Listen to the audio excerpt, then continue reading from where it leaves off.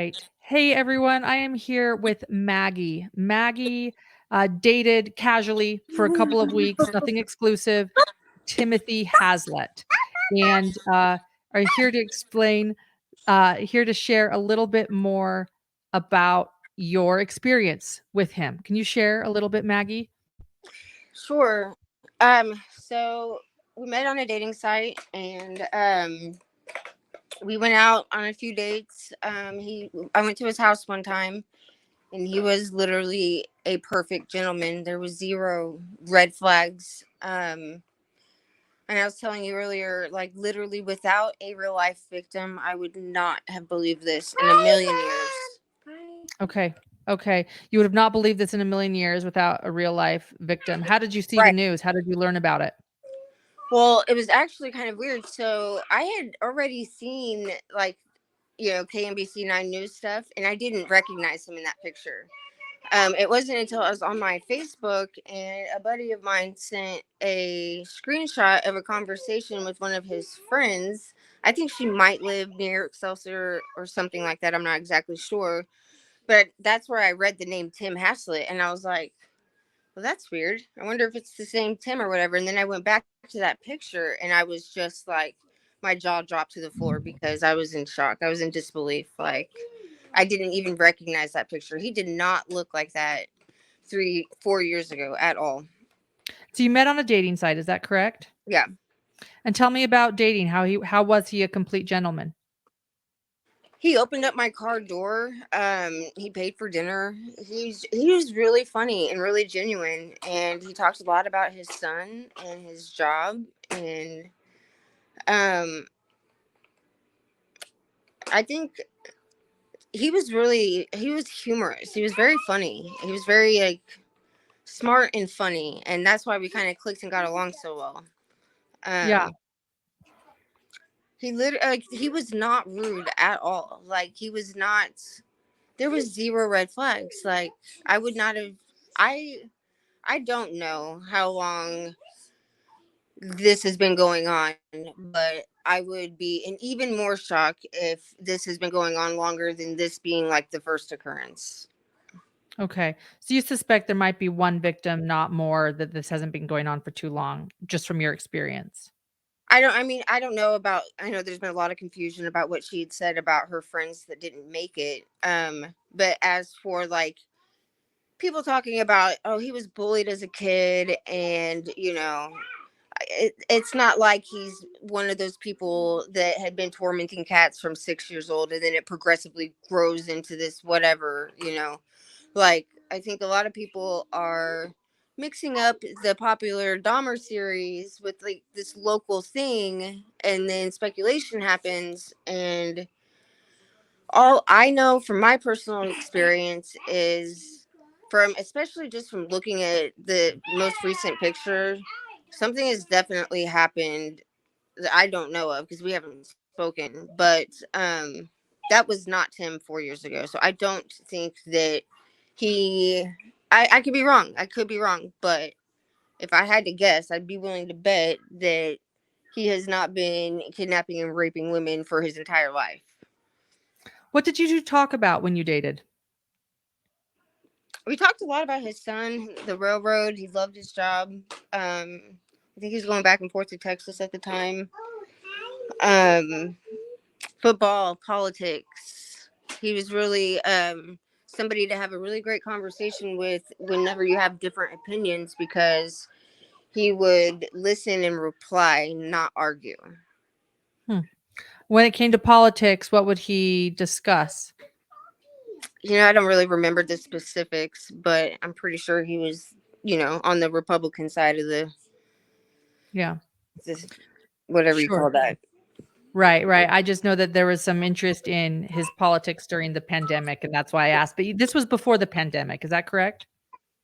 Yeah, so my daughter is 3 right now. When I dated him, me and her dad were broken up at the time and I had moved out, and that's why I was trying to date other people. And then so I'm trying to remember. I ended up blocking him on Facebook to appease my daughter's dad because he knew that I had been talking or dating somebody else, you know. So that was the reason why I blocked him. So we weren't Facebook friends anymore. So I don't have the exact time frame of the last time that I spoke with him, but I know it's been at least 3 years. Okay. Okay. At least 3 years. And he looks completely different. You didn't even recognize him. He liked football, politics. Did you say you went over once to his friend's home? Yeah, I went to his house and his friends were there. It was during a Steelers Chiefs football game. He had a lot of friends, you know. Hmm. Um, and his He had a lot friends of were friends, fun. and he was His okay. friend was funny too. I remember that. His friend was hilarious. And he was Um, okay having friends over at his house. oh yeah, and his house looked like a normal bachelor pad that was like cleaned up. It looked like love and family lived there, you know. It I mean, I don't know about it needing a feminine touch or whatever, but it looked like a man's house that he lived there and everything was like cleaned up. He cooked, his kitchen was immaculate, like cleanliness wise for a single guy, you know. I Was remember that being like, wow, you live nice, you know. was it the house he's living in now? So the address Old Orchard sounds familiar. I remember when I went there, I had to put it in my Google Maps to get there. But and the backyard looked like it was the same, but I'm not having the best recollection on what the front yard looked like because I would have almost said that doesn't look familiar, but I'm pretty sure that that's the same house. I'm just not 100%.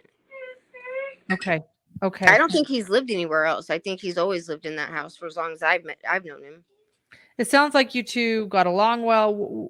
Why did it not go forward with it do you know why it ended? I do know that nothing particular happened. It wasn't like we got into an argument or an event occurred. It wasn't like that at all. I know that my daughter's father now was trying to get me back, and I know that he was gone on the railroad a lot, and I'm pretty sure, if I can remember accurately, that we just kind of slowly and surely fell off. Like there was nothing that it happened, you know what I mean? It wasn't like there was an argument, or it wasn't like I don't think I like you anymore or anything like that. I think we just slowly, just one of us stopped initiating contact. You mentioned that there weren't any red flags during that time. Looking back with new eyes, wondering, contemplating, anything stand out that he ever said or anything he did that was strange to you? No, Mm. nothing. No, and honestly, out of all of my dating history, he was on the one of the, you know, the better people, you know. I almost at one point kind of felt like he was almost out of my league just because, you know, I had a lot of, you know, I was a rebellious teenager and everything. So I wasted my 20s partying. And so once I got my shit together, basically, you know, I'd wasted a lot of time and I had dated some pretty, you know, not mature male people that I wasted a lot of time with. And so he was actually, you know, before any of this had happened, he would have been like out of on the normal side of things, you know, people that didn't have addiction problems. He didn't do drugs. You know, like I think he drank beer every once in a while, but Yeah. you know, out of all the people I've dated, he was probably one of the better ones, you know, or it seemed to be. You mentioned, his son, that he loved his son. Did he talk about an ex-wife or that situation? Did he have full custody? So he did. I'm not 100% sure if I remember. I don't think at the time that his son lived with him. I think they split custody 50-50. Um, Okay. so yeah, I'm not sure what the status of, you know, the mom is, but I'm pretty sure from what I recollect that they got along fine and they shared custody, you know. They Hmm. co-parented as far as I remember. You know, I never met his son. So, you know, we weren't like boyfriend, girlfriend, committed, Facebook official, or anything like that. Right. Oh, and what's the talk now? In the area, everyone's waiting for police to say something to give us an update. What's the talk? What are you hearing?